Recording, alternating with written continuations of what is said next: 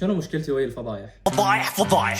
فضايح تجرك اكيد. لابد بأنه بالفترة الأخيرة مر عليكم فيديو لفضيحة رئيس الجامعة الفلاني أو شيخ العشيرة الفلاني أو الأستاذ الفلاني. عادة كلمة فضيحة مرتبطة بجانبين، فضيحة مالية مثلا سرقة مالية، اختلاس إلى آخره، أو فضيحة جنسية وهذا النوع الأغلب بمجتمعنا. يمكن فضائح الفساد المالي لا تحظى بقدر كبير من الاهتمام بمجتمعنا، لأن تعودنا من سنوات بأنه يتم سرقتنا، يعني مثل ما يقول تميم البرغوثي: تكرر الأمر حتى لم يعد خبرا يرى ويسمع لكن ليس في البال.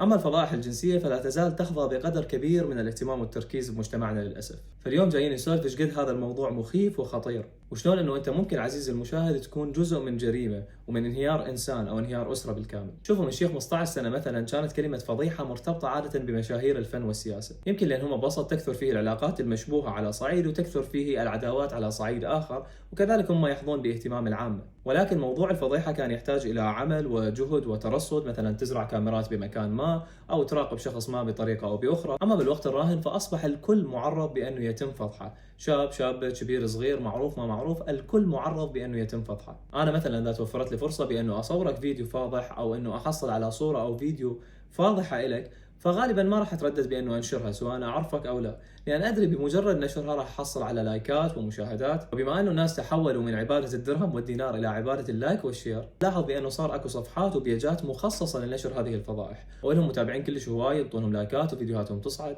ولان هم يركزون بس على اللايك والشير وش قد وصل الفيديو، فعاده ما يفكرون بتبعات هذا الموضوع. على سبيل المثال، من فتره قصيره شفت فيديو لمجموعه من البنات بالمتوسطه يمكن يعني بعدن بعمر المراهقه، وقاعد يشاغل بيناتهم فقال بعض الكلمات الخادشة.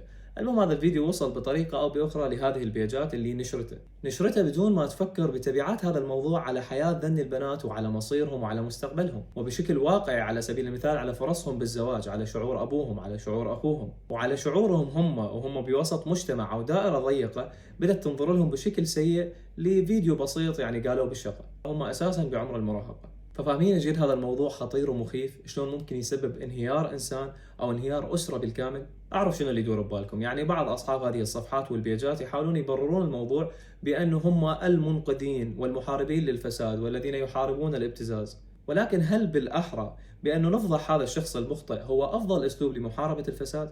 فتعالوا نفكر بالموضوع شويه. احنا كلنا نعرف بانه بالدين مأمورين بالستر، ولكن اصلا ليش مأمورين بالستر؟ احنا مأمورين بالستر اولا لحماية الشخص المخطئ نفسه، لان هذا الشخص المخطئ لما تفضحه بمجتمعه وبدائرته الضيقة فكأنه انت جبت هذا الشخص وقلت للشيطان تفضل يعني سوي بيه اللي تريده. يعني عادة الشخص لما ينفضح وسط مجتمعه بفضيحة جنسية على سبيل المثال حيكون امام خيارين: اما يكتئب وينهار وممكن ينتحر، او انه يفعل وضعية الطز فيبدي يدوس باخطاء اكبر ويسوي اشياء افظع ويجاهر بيها بل يبررها ايضا. هو صار يكره هذا المجتمع، وهذا المجتمع صار ما يعني له شيء، لانه هذا المجتمع كل فرد به هو بنفسه يعرف بانه عنده كومه من الاخطاء، ولكن هو مجرد سيء الحظ وهو الشخص اللي انفضح. لذلك نلاحظ بانه دائما نسمع عباره تتردد من بعض اللي راحوا بهذا الطريق بانه يستشرفون المجتمع الشرقي المستشرف. هالشخص بعد الفضيحه يحس بانه انا خلاص انفضحت، يعني اسوء شيء ممكن صار وماكو اسوء من هيك، فانا خلاص راح ادوس باخطاء مختلفه واطز بالمجتمع. يعني من هنا نقدر نفهم قول النبي: لا تكونوا عونا للشيطان على اخيكم. هذا ليش الستر مفيد للشخص المخطئ نفسه، اما انك مجتمع فالستر مفيد حتى لا يتم التطبيع مع الخطأ. انا اذا شفت فلان وفلان وفلان وفلان انفضحوا بهذه القضايا فراح احس بان هذه القضيه عاديه، يعني اغلب الناس بدأوا يسوونها، فهو كانه راح اتجرأ على ارتكابها بطريقه او باخرى. انا همين راح نفهم جمله اميت الباطل بالسكوت عنه. هسه حتى انه ظهرت بنيه تصور سايق تاكسي تحرش بيها وبانه تنشر هذا الفيديو على وسائل التواصل الاجتماعي، بعدني للامانه يعني ما حاسم رايي تجاه هذا الموضوع.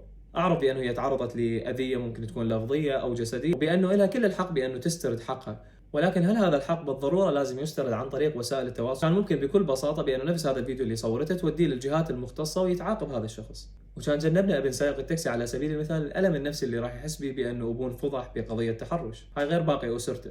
يعني ما ادري، انطوني رايكم بالتعليقات. طبعا هذا اذا فرضنا بانه كل هذه الفيديوهات صحيحه، بالتاكيد يعني اكو فيديو او فيديوهين او ثلاثه ان عباره عن تبلي، يعني لا اكثر ولا اقل، بس بالعموم احنا بدون ما يكون عندنا ادله كافيه نطبع التعليقات ونشتم على هذا الشخص، وما ادري شلون يعني احنا لا متاكدين من براءته ولا متاكدين من ادانته، فيعني ما ادري شلون احنا نتصرف بهالطريقه. بكل بساطه كل احنا مجبورين على الخطا، يعني الخطا جزء من كوننا بشر، وكل احنا مامورين بالستر، فيعني لا تكون جزء من تدمير اسره او تدمير كيان بالكامل. رجاء لما يمر عليك هيك فيديو بفضيحه لا تنطي لايك، لا تنطي شير، لا تعلق، حتى لو جاي يتعلق ضدهم، بس مجرد سوي بلاغ على الفيديو، حتى يحس دول الاشخاص اللي يتغذون على فضائح الناس بانه هذه الفيديوهات صارت مرفوضه وما عادت تجيب مشاهدات وما عادت تجيب لايكات. فيبطلون بأنه يدورون وراء الناس ويدورون وراء أي فيديو لفضيحة ممكن يدمر أسرة أو ممكن يدمر إنسان. أعرف بأن هذا الموضوع بديهي، ولكن للأسف يعني إحنا بزمن لازم توضح به البديهيات. فشكرا لكم، وبس حاب بالختام بأنه أقرأ لكم قصة فرعية من رواية الأبلة، أتوقع بأنه لها علاقة وثيقة بهذا الموضوع، فيعني استمتعوا بها. لا تنسون اللايك والشير والسبسكرايب، يعني حاولوا توصلون الفيديو لأكبر قدر ممكن من الناس. شكرا لكم. يروي بطل رواية الأبلة قصة فتاة قد التقاها اسمها ماري. كانت أنثى شقية حرية بالإشفاق والرثاء منكن كما فعلت أنا. كانت إحدى فتيات القرية، وأمها امرأة عجوز كانت تبيع معها الخيطان والشرائط الحريرية والصابون، وكانتا تعيشان من عائدات هذه التجارة المتواضعة. وكانت أمها مريضة وبالكاد تستطيع الحركة، وابنتها ماري ذات 20 ربيعا كانت ضعيفة هزيلة الجسم ومصابة بداء السل منذ سنين، ولكنها مع كل هذا كانت تقوم بالأعمال المنهكة في منازل الجيران. وقد خدعها تاجر فرنسي متجول ومضى بها قبل أن يتخلى عنها بعد مضي أسبوع، وعادت إلى القرية وهي في حالة بائسة، قذرة منبوشة الشعر حافية القدمين، وكانت ترقد في العراء وتتسول، وأصيبت بنوبة عنيفة. كانت هادئة على الدوام، وأذكر أنها حينما أخذت تغني في خلال العمل ذات يوم تعرضت للسخرية من الجميع حتى أقلعت عن الغناء. ومع أنها كانت تعامل برفق قبل الحادث، لم يعاملها الناس بعد ذلك إلا بوحشية وقسوة، وكانت والدتها أقسى الناس عليها، وقد قالت لها بعد أن عادت: لقد فضحتني. وعندما علم الجميع أنها عادت، هرع أهل القرية إلى بيت أمها لمشاهدتها. كانت ماري تفترش الأرض عند قدمي المرأة العجوز متهدمة منبوشة الشعر وباكية، وحينما كان الناس يتجمعون حولها كانت تغطي وجهها بشعرها الأشعث، وكان رجال الشيوخ يشتمونها بينما النساء كن يوبخنها، والصغار يسخرون منها وينظرون إليها بازدراء. نظرتهم إلى إحدى الدويدات المقرفة. وكانت والدتها تشجع الجميع على إبداء الإهانات لماري. كانت هذه المرأة العجوز تعلم أنها ستموت بعد فترة قصيرة، ومع هذا لم تفكر أبدا بأن تغفر لابنتها، وظلت تستبعد هذه الفكرة حتى ماتت بعد شهرين. بعد موت أمها أصبحت ماري شريدة بلا طعام وبلا مأوى، بعد أن رفض الجميع أن تخدمهم لقاء لقمة الخبز، ولم يعد الرجال ينظرون إليها نظرتهم إلى امرأة، كانوا يوجهون إليها ألفاظا نابية، وكانوا يلقون إليها القروش الضئيلة في الوحل، وكانت تلتقط القروش وهي صامتة. وفي تلك الأثناء بدأ الدم ينبعث من فمها، ولجأت أخيرا إلى راعي بقر تساعده في شؤونه لتحصل منه على بعض الخبز والجبن من بقايا طعام. وعندما ماتت أمها أخذ القص في خطبته يشير إليها بأنها السبب في موت أمها. لقد أردت أن أقوم بعمل شيء ما لأساعد ماري، ولكن لم يكن بمقدوري أن أفعل شيء، إلا أنني أعطيتها مبلغا من المال قائلا لها بأنني أعطف عليها وأعتبرها بريئة وبائسة الحظ.